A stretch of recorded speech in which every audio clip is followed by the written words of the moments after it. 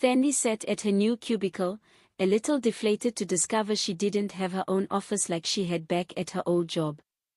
The steady tapping of keyboards and low conversations filled the space, a rhythm she hadn't yet grown used to.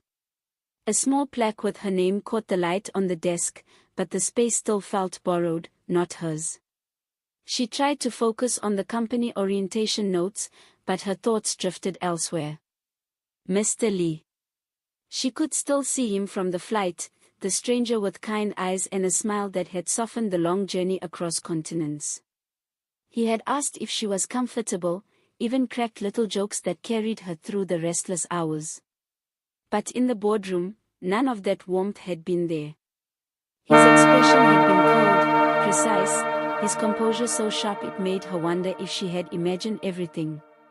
Maybe it wasn't him at all, she reasoned, chewing on her lip. Maybe they only looked alike. What were the chances? She glanced toward the boardroom, trying to line up the two faces in her mind, but the harder she tried, the blurrier it became. Thandi. She startled slightly and looked up. A tall woman stood before her, polished in a black suit, sleek black hair framing her face. "I'm Amanda," she introduced crisply. "Your mentor. You'll be shadowing me during your probation." Relief flickered, until Amanda's smile vanished as quickly as it had appeared. "First things first," Amanda continued, brisk and businesslike. "We need the full business data organized. Everything up to 2023. That way, you'll understand the company's trends. You'll find it in the shared drive, and in the storage room. Some of it is still on paper." 2 hours later, Thandi discovered some was a cruel understatement. Mountains of files, faded printouts, stray Excel sheets, and half-finished reports stared back at her in chaotic disarray. She took a long breath, exhaled slowly, and rolled up her sleeves.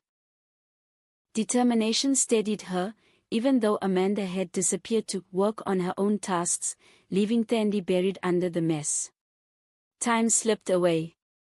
Her lunch went untouched, her eyes ached from scanning columns of numbers, and her white blouse was now dust-marked from rifling through forgotten files.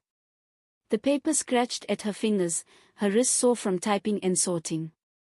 She barely noticed the office emptying, one by one, until silence replaced the bustle. When she finally looked up, the wall clock read 7 p.m. She leaned back, drained. All she had managed was to